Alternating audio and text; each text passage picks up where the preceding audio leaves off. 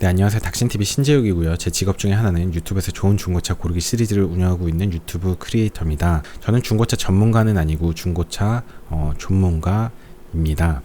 제가 오늘 설명드릴 것은 뭐냐면요. 중고차 구입하시면 안 되는 분들의 유형에 대해서 간략하게 설명드리도록 하겠습니다. 자, 중고차 구입하면 안 되는 분들의 유형을 알기 위해서는 사실은 우리가 중고차 시장에 접근하는 기본 개념에 대해서 다시 한번 정립해야 됩니다. 제가 그동안 중고차 구입의 장점에 대해서 많이 설명드렸었는데 시즌3에서 다시 한번 짚어보도록 하겠습니다. 자, 여러분, 세상에 공짜는 없습니다. 세상에 공짜는 없어요. 신차 가격이 엄청 비싸지만 감가 쳐맞은 중고차는 가격이 개꿀입니다. 근데 세상에 공짜는 없습니다. 분명히 그 가격에는 이유가 없지는 않습니다. 이유가 없진 않아요. 자, 다시 얘기해서 중고차 구입에 리스크가 없지는 않습니다. 충분히 시행착오를 할 수 있습니다. 제 영상을 그동안 쭉 봐오신 분들은 좋은 중고차 고르는 방법을 알고 있고 여러 가지 방법들에 의해서 소위 얘기해서 외판 문제였고 뼈다구 문제였고 카히스토리 갖고 출원하고 그 차량을 판매하는 딜러의 다른 매물을 보면서 그 딜러의 성향을 파악하고 명의 변경이 적은 차를 선호하며 그 차의 타이어를 보면서 차주의 성향을 판단하고 그 외에 케이스 바이 케이스로 출원할 것들이 있다면 고급 출원을 들어갑니다. 이런 방법을 통해서 우리가 중고차 구입을 할 때 생길 수 있는 리스크를 감소시키려고 노력을 합니다. 이렇게 하면 충분히 의미 있는 수준으로 리스크를 감소시킬 수 있습니다. 리스크를 감소시킬 수 있습니다. 확률 싸움을 하는 거예요. 여기에 대전제는 실패할 수 있습니다. 실패할 수 있어요.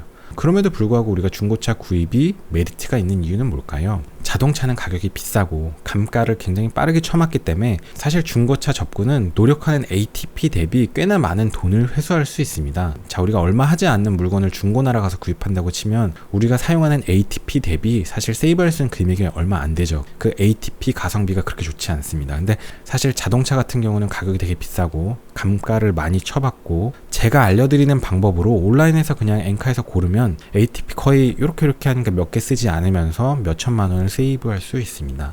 ATP 대비 세이브할 수 있는 금액이 꽤 커요. 소위 얘기해서 ATP 성비가 꽤 좋습니다. 노력을 해볼 가치가 있습니다. 가치가 있고요. 그게 첫 번째고, 제가 알려드린 방법을 사용하면 충분히 유의미한 수준으로 확률을 낮출 수 있습니다. 리스크를 감소시킬 수 있어요. 그래서 대략적으로 확률로 치면 한 90%의 성공 확률이 있습니다. 한 10%의 실패 확률이 있긴 있습니다. 그러니까 내가 10번 구입하면 9번은 성공하고 1번은 실패를 합니다. 내가 중고차를 계속적으로 누적을 구입한다고 치면 그래도 10에 9은 성공하고 1번은 실패한다는 거예요.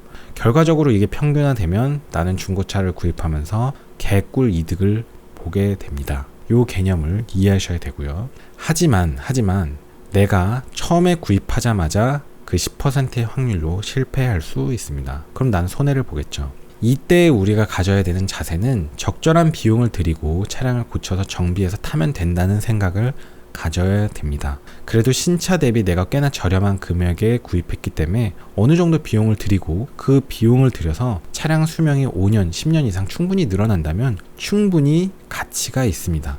그 개념을 이해하셔야 됩니다. 어떤 분들은 중고차를 구입하면서 돈을 한 푼도 안 쓰려고 하시는 분들이 있는데 이런 분들은 중고차 구입하시면 안 됩니다. 세상에 공짜는 없습니다. 중고차 구입했는데 돈을 한 푼도 안 쓴다? 그거는 이해가 가지 않습니다. 저는 어떤 면에서 보면 외판 뼈다구 문제없는 차를 구입하고 그 다음은 사실 고민을 하지 않습니다. 내가 어차피 리스크를 감소시킬 수 없고 그냥 구입해서 내가 고치면서 타겠다는 주의입니다. 그냥 어느 정도 돈은 들일 생각을 하고 있어요. 정비비용 들어가는 게 이상하지 않습니다. 만약에 내가 차량을 구입했는데 이 10%의 가능성으로 실패를 했어요. 뭔가 좀 고쳐야 될 것 같은데 내가 좀 자신이 없어요. 던져버리는 것도 방법입니다. 다시 재판매하는 건데요. 취등록세의 손해를 보고요. 중고차는 딜러분이 매입하는 가격이랑 매도하는 가격이랑 차이가 있기 때문에 그 차익만큼 우리가 또 손해를 볼 수밖에 없습니다. 물론 시간과 정신적인 스트레스도 있을 거고요. 그게 이제 어느 정도 차익이 발생하는데 그 정도 리스크를 내가 좀 손해볼 각오를 최악의 경우는 좀 하고 구입하시는 게 맞습니다. 10번 중에 한 번은 실패할 수 있으니까요. 자, 그렇게 실패를 해도 내가 또 다음에 중고차를 구입해서 꽤나 높은 가능성으로 개꿀의 이득을 볼 거기 때문에 그 손해들이 다 상계되고 평균화되기 때문에 결국은 이득이라는 점을 생각하면 이 컨셉을 이해한다면 내가 어쩌다 하는 실패는 그렇게 문제될 건 없습니다. 저도 이제 전문가가 아니고 조문가이기 때문에 실패할 수 있다는 가능성을 항상 그냥 염두하고 있습니다. 당연히 염두하고 있고, 실패하면 내가 어느 정도 고치겠다, 내가 고칠 자신 없으면 그냥 던지겠다, 그런 생각 하면서 구입합니다. 내가 중고차를 구입할 때 절대로 실패하면 안 된다고 하시는 분들은 중고차 구입하시면 안 되고요. 내가 중고차를 구입했는데 단 한 번도 나는 수리비를 쓸 수 없다, 모든 건 완벽해야 된다 하시는 분은 중고차 구입하시면 안 됩니다. 그런 분은 그냥 신차 구입하시면 됩니다. 마치 돈이 안 드는 것 같지만 실제로는 사실 감가를 쳐맞고 있고, 자동차 제조회사한테 많은 목돈을 갖다 줬으니까 그 돈 갖고 자동차 제조회사에서 AS를 해주고 있는 거긴 합니다. 저는 그게 공짜라고 생각하진 않는데요. 저 돈을 생각하지 않으면 새 차가 좋은 건 이견이 없습니다. 그건 사실이고요. 자, 한 가지만 더 얘기하겠습니다. 제가 확률 싸움, 평균화 효과, 누적, 결론적으로 보면 중고차 구입하면서 실패하더라도 이득이다, 이렇게 얘기는 했지만 열의 하나의 확률로 실패할 수 있고, 그 사건이 독립사건이기 때문에 내가 요번에 실패했다고 해서 다음에 9번을 성공하는 건 아니란 말이에요. 내가 요번에 실패했고 다음에도 실패할 수 있어요. 그럴 수 있습니다. 물론 그 리스크를 감소시키려고 노력을 하면 연속으로 2번 실패하는 거는 제 생각엔 좀 본인의 과실도 있다고 생각되지만